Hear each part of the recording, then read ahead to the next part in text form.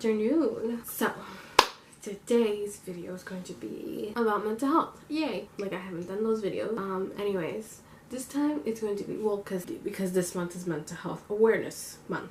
So I figured I should, you know, since I've done mental health videos before, I should at least contribute to making a video for the month of Mental Health Awareness Month. Jesus, I couldn't speak for a second there.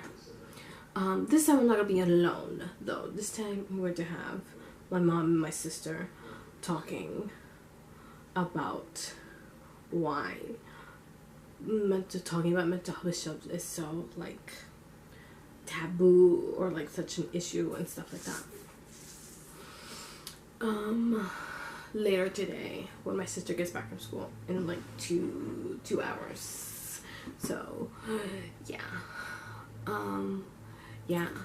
So, when my sister gets back, we're going to talk about how mental health has affected this family in such ways. And all that good stuff, you know, affected me, my sister, my mom, and other family members. So, yeah. Until then. Oh, you're gonna highly edit this, right? Yeah. Okay. Yeah. It would be. So, welcome back to my channel. Oh my god. Wait, this is not my channel. Wrong channel, Mom. You're wrong channel. No, wait, that's Jeffrey's channel. That's Jeffrey's channel. Hi! Hi. Lazy day. Mm-hmm. Quite a lazy day. For you? Well, for all of us. What do you mean for me?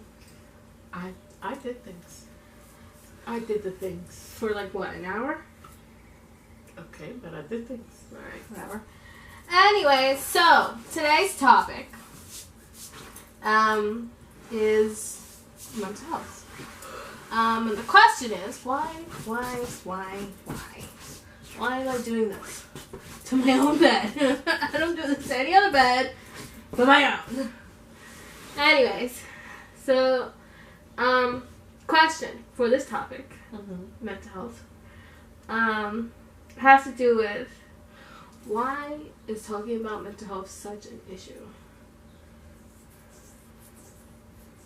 Because of the stigma it comes with. That depends on. I think that depends on the group of people that's talking about it. But first of all, there are so many misinterpretations for mental illness, and so many people who take it the wrong way. And then there are just those groups of people who think that talking about things like that is taboo in some way. But I don't understand why it's taboo. It's not taboo. It's your health. Exactly. Health isn't taboo. Exactly. So just because it's a different part of your health doesn't make it taboo, doesn't make it any different. It's still concerning of your health.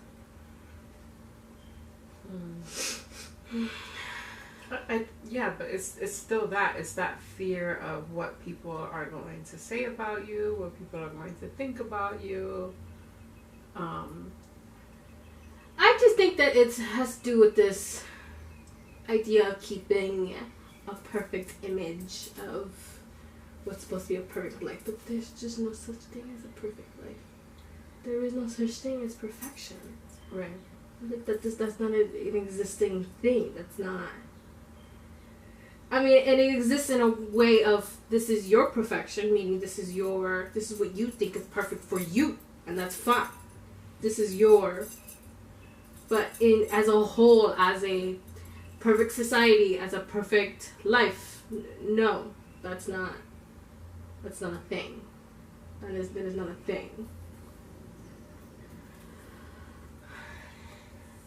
Right? Mm-hmm. The problem is that you can't convince other people of that. Like, here in our home, you know, we talk about mental illness and, you know, amongst us. Yeah, I wish it was more than just us, though. I kind of wish that I was part of the conversation. But that's just me. But then again, he's in his whole other world. Well, there's that. So amongst us, we talk about it. I think because it's so easier for us to talk about because your kids have mental health issues. Mm-hmm. Like, one has OCD problems and the other one has ADHD. I think that's why it's easier for you to talk about it, because you're unfortunately shoved into it because of your kids. You have no choice because your kids are not exactly. Because your children are mentally ill. Yes. Well, there's that. Yeah.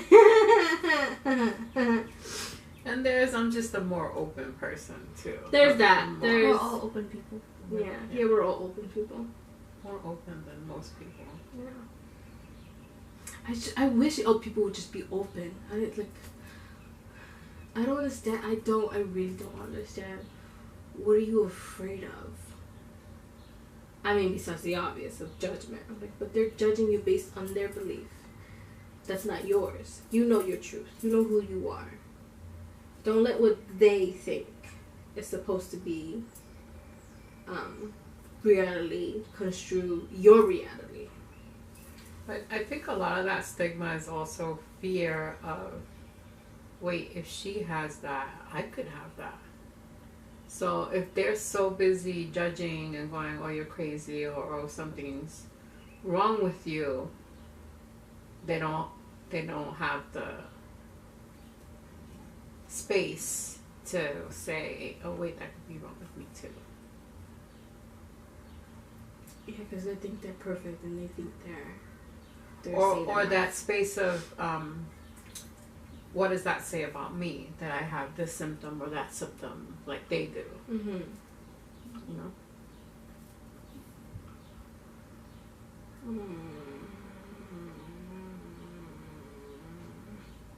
What makes it even worse is of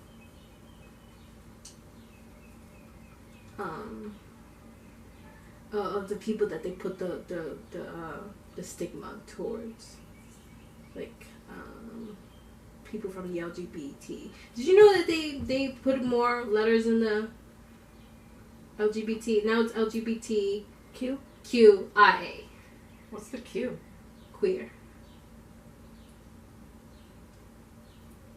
I don't know what the IA stands for. I learned it recently, but I'm still learning. Yeah, I know it's a lot. It's a lot. It's like, whoa! I barely got to the LGB part.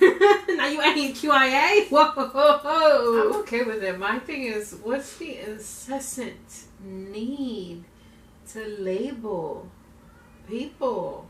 Like, can we just love who we love and that's it? Some people like the labels. Like, what is the incessant need to label?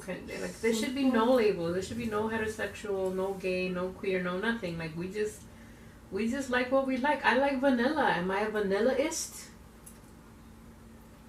Yeah, no. Some people like the labels. Some people like things to be structured. Some people like. Or I like a lot of flavors. So you gotta come up with a name because I like a lot of flavors. Like, multicolored. Yeah, okay. So I'm a multicolorist. Because I like all the flavors. Like, that's dumb. It's not dumb to be labeled based on what you like. It is dumb. Yeah, no, I agree. It is dumb. But I kind of... But it's this incessant need for people to understand, for people to have the ability to accept something. It's not entirely wrong. It's not entirely wrong to want to understand. No, there's nothing wrong with wanting to understand, but why do you have to put, like, you can have all your questions, wait, so you like this, and you like that, and you like it like this, and you like it like that, yeah, this is what I like, this is what I do. Oh, okay, cool. But then the conversation will go, wait, so what does that mean? Does that mean you're a lesbian trans? What is that? Why do you have to label me? I just am. Yeah, I just am. That's what I like. Yeah, this is me. That's how I do. Mm-hmm. I see it both ways. I see the understanding of wanting to label something because they need something to identify as, to be representative, and to find something that they find that they feel that represents them. You don't need the label though. You like boys? Okay, you like boys. That's it. End the conversation. I like boys. Okay. And I only like boys. Okay. Oh, okay, cool. Alright. Well, Do I you like wanna boys do and girls. I like boys who dress like girls. I like girls who dress like boys. I like whatever the combination is. Like, yeah. I like having a strap on. I like the power it gives me when I put it on. Okay, all right, cool. well, Nelly. Too much. TMI. Sorry. Whoa. That went off a cliff. Oh mercy. Too far with that one. But yeah, no, I get it. I get both sides. I get the side of, I think I fall under the middle of that, understanding not having a label, but also understanding why you need a label. But no, you're right. How do you feel about that, Kayla? Just About labels? Yeah. yeah, she agrees with you. She's 100% on your side. No, not really. Oh. I see it from both sides too, but it's like I'm still leaning towards that side. Well, it doesn't matter. You just like what you like. Like, why is this a topic that needs to be discussed so heavily to begin with? Yeah, I hate that too. It's like, why are you dissecting me? Like, why are you picking my brain right now? I don't need you to pick my brain. Like, I don't need you to be looking at me through a telescope. Like, come on now. I mean, it's okay to pick your brain, like if you're trying to get to know someone or you're talking amongst friends. Under that aspect, yeah. That kind of thing. Or even someone new that's trying to get to know you, if they're sitting there going, wait, so what is it that you like and how do you think it? Like, it's okay to have that conversation. I guess maybe the labels is a quicker way to get there. Yeah, that could definitely be a possibility that the labels are just an easier way of saying, oh, well, I'm gay. Okay, you like guys. All right, okay. That's it. I don't know. I'm just not a fan of the need For labels. to label.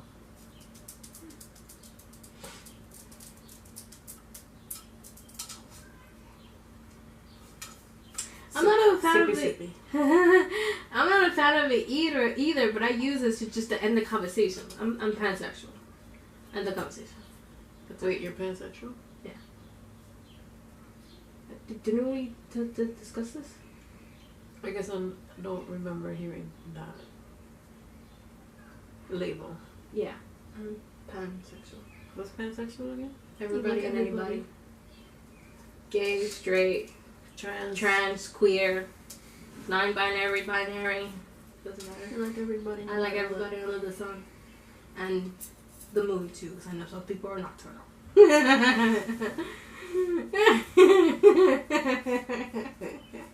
I know that there's some people that are quite nocturnal.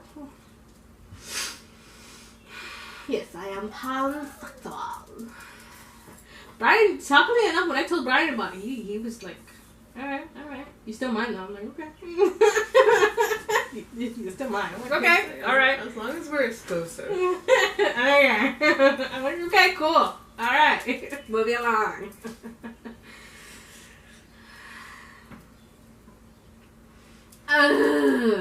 Okay. It's just so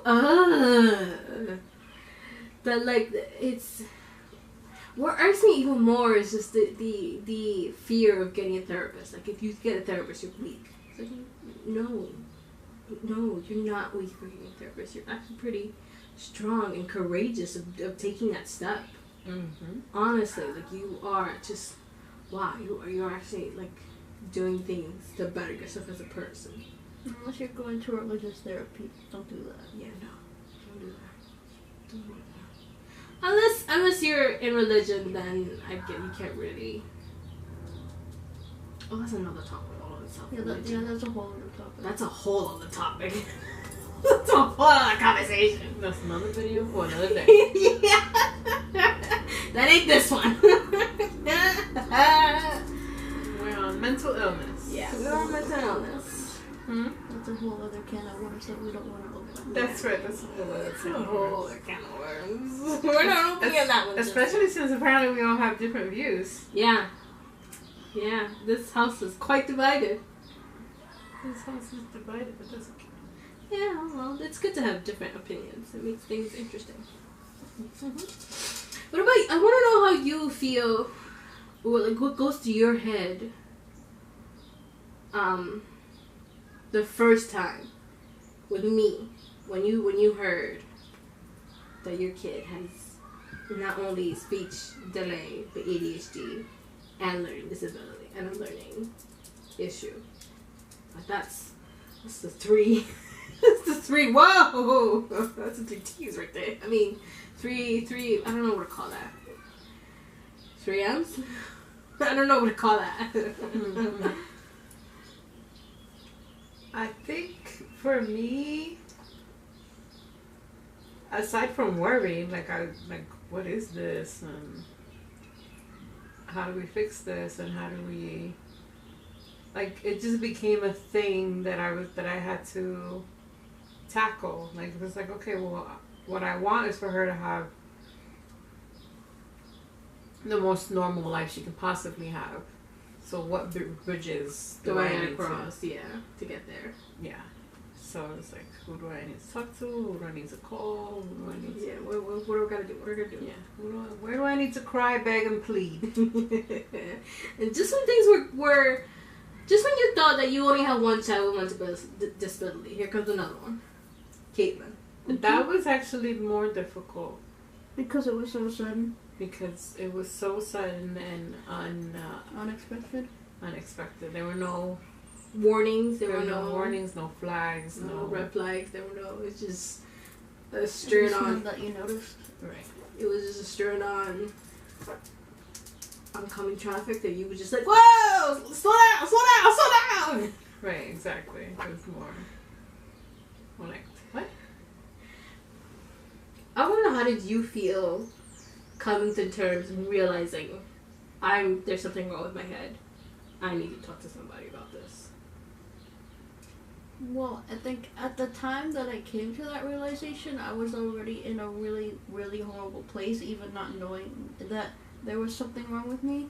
So, like, just knowing that there was, I don't remember exactly how I felt realizing that, but I do remember that there was this part of me that felt like this sort of relief, knowing that, you know, that I can go take a therapist and get medication, whatever I needed to start my recovery. Well, that's good. That you felt like, okay, I'm gonna get better. That's good. That's really good. I mean, it wasn't that easy. I have bad days. She had bad days. Yeah. I mean, everybody has their bad days. And she did have days where she was like questioning whether or not she's gonna get better, right? Mm-hmm. How did you feel about coming to us and telling us? Were you afraid? Were you? I don't know.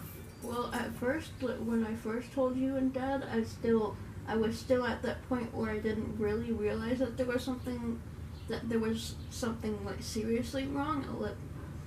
I didn't realize that I had a mental disorder. I just thought that there was some anxiety problem that I had that I needed to figure out or start fixing.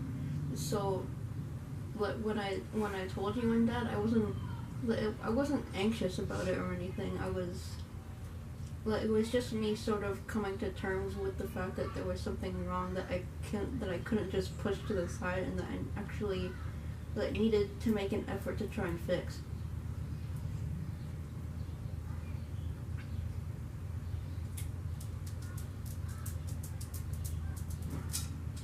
Very mature. Very, very mature of you. Very mature of you. Way more mature than I am. That's for dang sure. I mean, mature. I'm somewhat mature now about it, but like at that age, I wouldn't have gotten to the point where she has. I would not have gotten. I still would have been like in my own little world, my own little escape pod, trying to just pretend to be as normal as I can possibly be. I'm just in my own little world. I mean, that's what made me sad about the situation with Caitlin, is that she was saying that she was going through this for a while, And we didn't know. Like, we would have gotten her help sooner.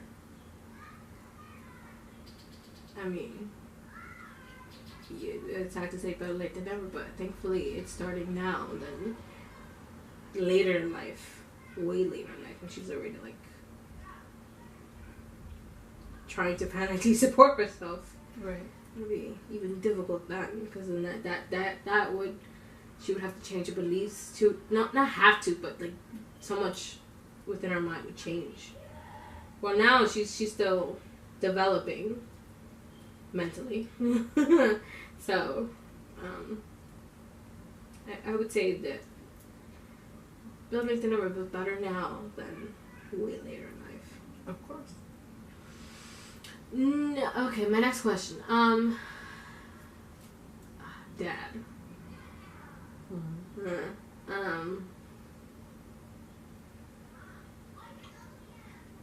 With the way he is and how he sees things, the first time you told him about me, how did that conversation go with my issues?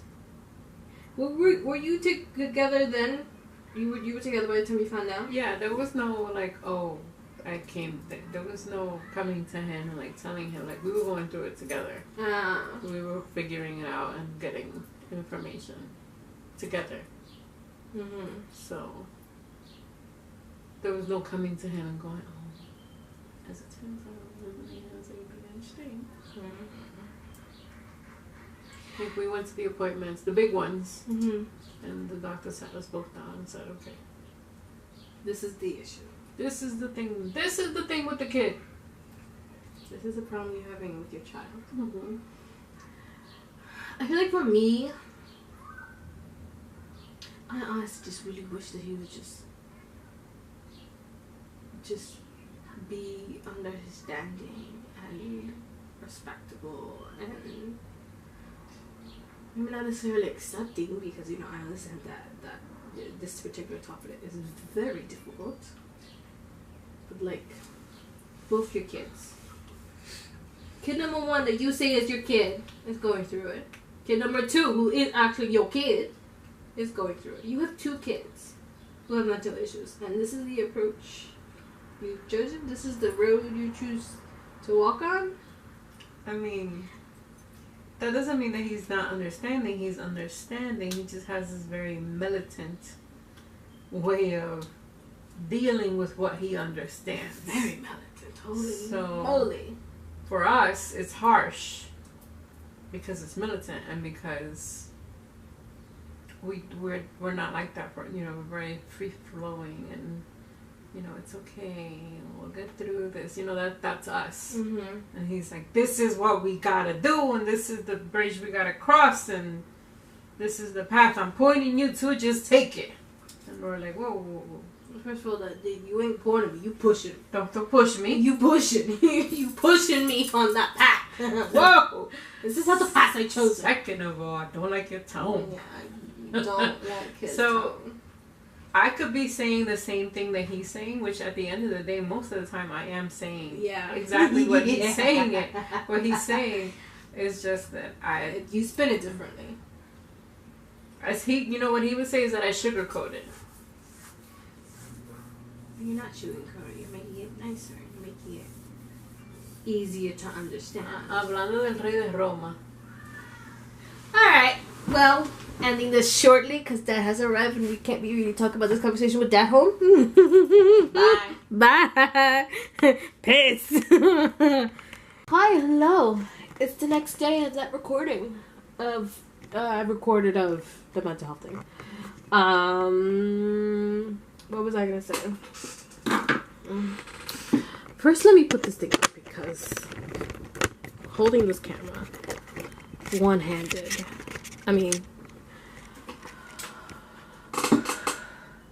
So we had to cut it short because Dad came home and talking about Dad like that. Talking about mental health without him is a little bit not taboo, but it's difficult. It's pretty like it'll get controversial. It'll get confrontational actually, I should say. It'll get confrontational, and that was not the point of the video, so I had to end it short. But, what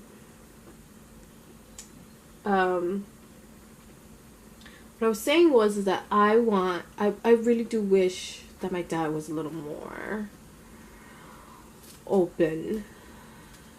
And I mean, he's definitely understanding. It's just like his approach on things is just, it's military based, and you'll be so shocked that he never went to the military. So his approach on like military, like this, and that is that, and then you gotta like, this is how things are supposed to be done. And it's like, no, that's how things are done for you. That's not how things are done for me. Which, like, it's hard because for me, I can't, you can't talk to me like that. I don't mean I'm like, you can't talk to me like that. I mean, I'm like, you can't, like, you gotta, like, okay, I mean, you gonna do this has to be that, like, if you can do it this way, try it this way. But he's not like that. He's like, no, this is this, and that is that, and that is that. Which is like, I can't be talked to like that. I can't be talked to like that, and my sister can't be talked like that. Neither of us can be talked to like that. Not even mom should be talked to like that. But again, that's just my opinion. I mean, I don't think he's a bad father. I think he's a good father. It's just that he's like really strict and hard on his ways. I think he's a good father. It's just communication wise we have that problem. But anyways, I love my dad. I do. I respect him. He's my dad. And I would never want anything. I would never speak. I mean, I kind of just did. I would never speak so badly on him or be so disrespectful about it. But it's just my intake on the whole idea. But yeah, anyways. So that was that talk. I'll probably have another talk. A different kind of talk with my mom and my sister another time in another video. But yeah, we had to end that short because Dad was coming home, and we couldn't really talk about it too much without things getting hectic. So yeah,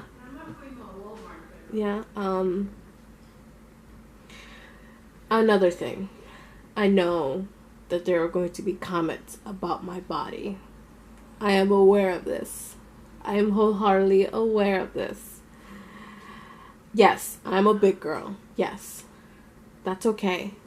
I'm not ashamed of being a big girl. The only thing that I have embarrassment for is the gut. That's it. That's the only thing I have embarrassed for. And I accept that, and I acknowledge that.